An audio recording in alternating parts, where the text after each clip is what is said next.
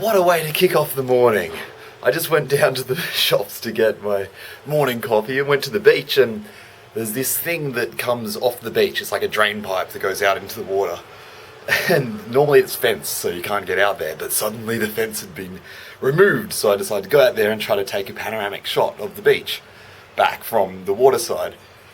Little did I know, a set was coming up behind me and went straight over the back of me with phone in hand, coffee in the other hand, almost bowled me over into the water.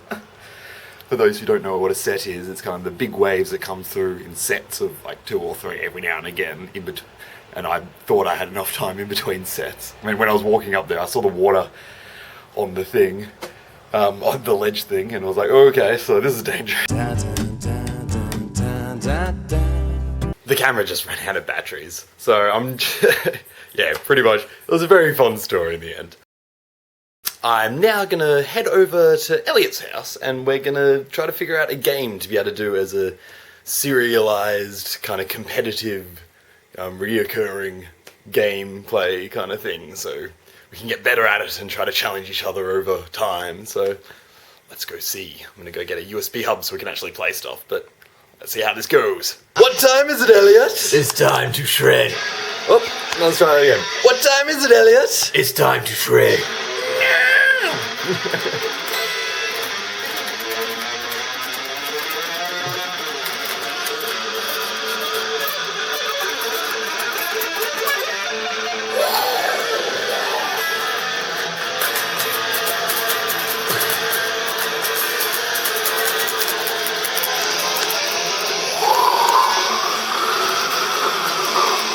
Shaky gown for epic effect. Oh my.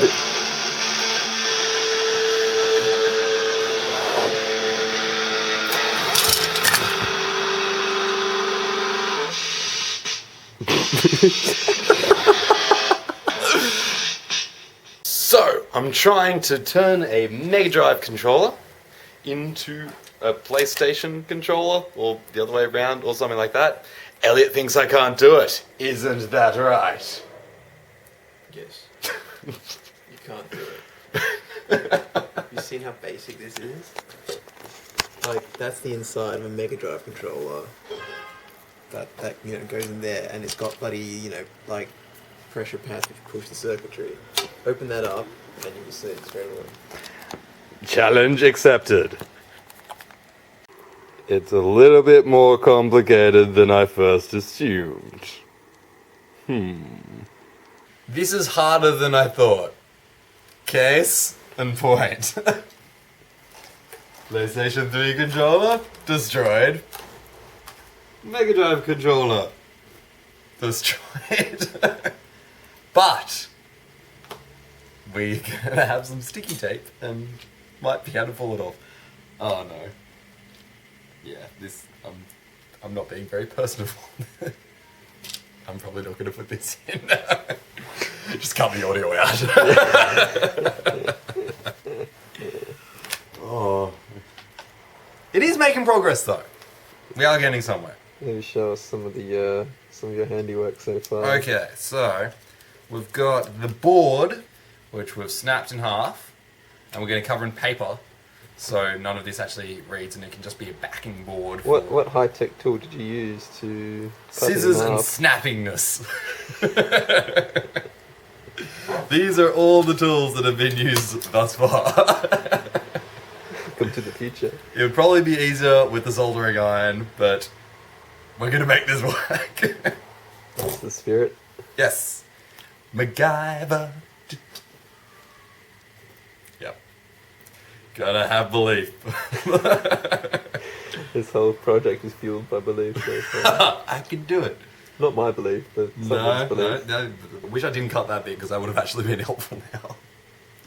We've ripped apart the inside of the PS3 controller. And, ooh, play button. Oh, for YouTube, I finally have a play button. Yeah, it starts with rubber. There's that silver lining. Oh yeah, I'm already a full-fledged YouTuber. I'll cut this off and leave that on my shelf. It's so small so even anyone can see it. So, We'll get the zoom function going on this. oh yeah. Official play button. Going in hot. So blurry. I don't even know how to unblur it. Whatever. Close enough. I'll zoom back out. Oh yeah, that's for 0 subscribers. It's the kind of quality content you can expect with 0 subscribers. I'll frame it and put it with, like, I don't know, a Tic Tac box. They're the original buttons. Have this guy taped there. Bend this. So it's prototype, so we're not going to get the C button working, but we can get the A and B working, and then over the start there. And then we'll have this little guy here pinned to the back over these. So what happens if a game requires the C button?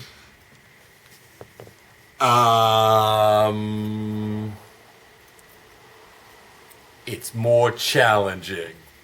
Great. Because we're such good gamers, we can win any game without the C button. Don't Or you just reprogram the emulator so you've turned the B to a C and then program it back. Oh, That would be terrible in some games. Like, pretty much the prototype can play Sonic, because all 3 buttons are jump. That's right. That's what counts. That's what counts. There's that silver lining again. Yep. I'll hold that there, push that in. We're snapping it so we can get this guy to pop up. So we can try to get that. The hard thing is getting that into that. And then we'll be somewhere. Kind of just looks like you're snapping off bits and pieces and just kind of cramming it into the shell. That's essentially what I'm doing, yes. And hoping it'll turn on at the end. Oh fuck, I didn't even think about the battery. Where's that gonna go? Will that fit?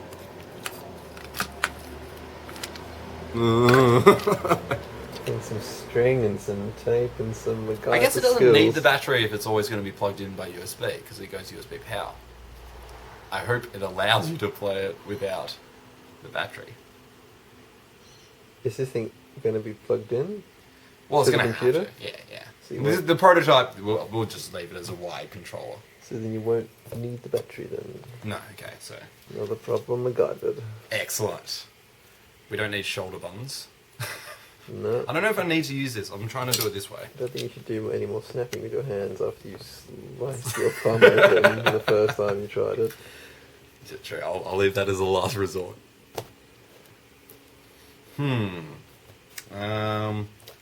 So I need sticky tape and paper. Where's your sticky tape and paper?